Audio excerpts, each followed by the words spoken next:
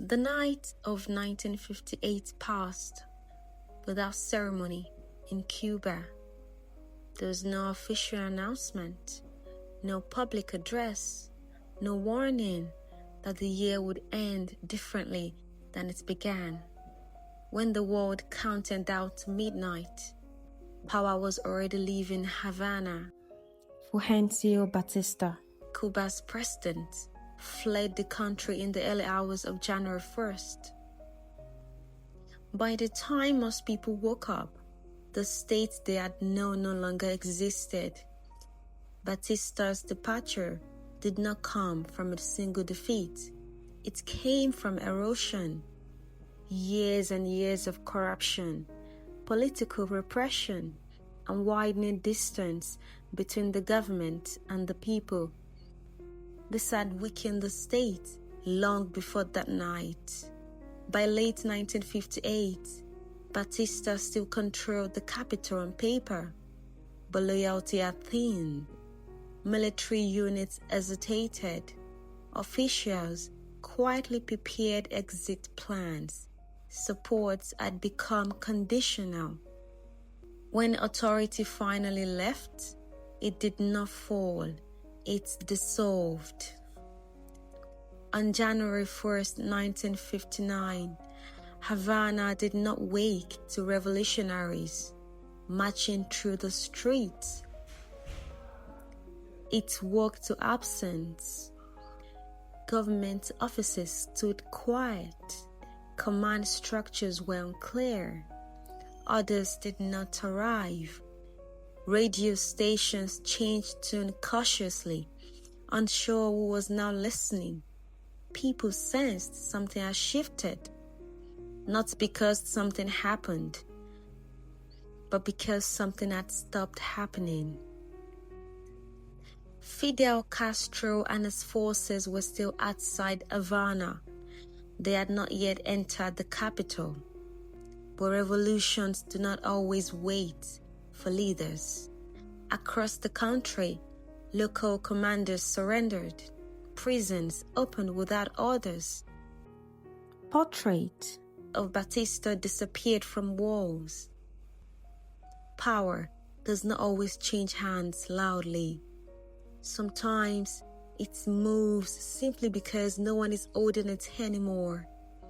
January 1st is meant to bring clarity, resolutions, plans, certainty, but that morning offered none.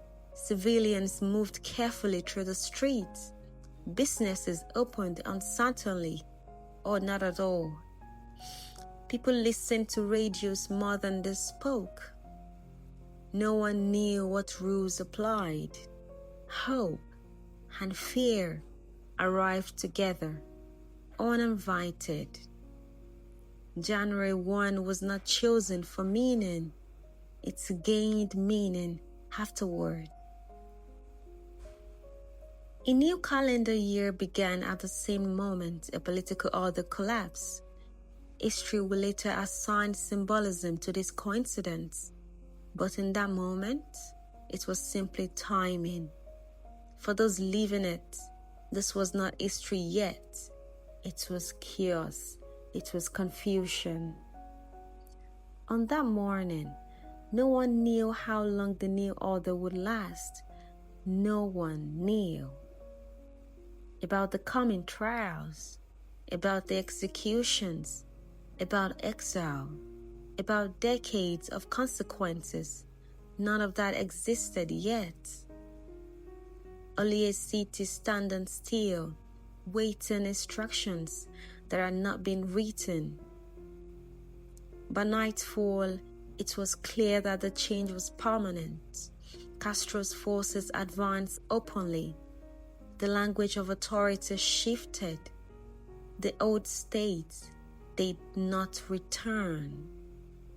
But even then, this was not celebration. It was an adjustment. Revolutions are not born in moments of joy. They are born in moments of vacuum. In the year that followed, January 1st, 1959 would be hailed endlessly. celebrated, condemned, defended. But all of that came later. On the day itself, there was no verdict. Only people standing inside a moment that had not yet been named. History often announces itself loudly. This one did not.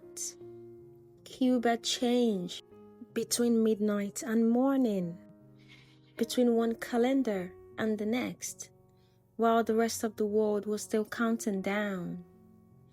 Quiet Archives remembers this moment, not what followed, but for what it felt like before anyone understood what had happened. Thank you for listening.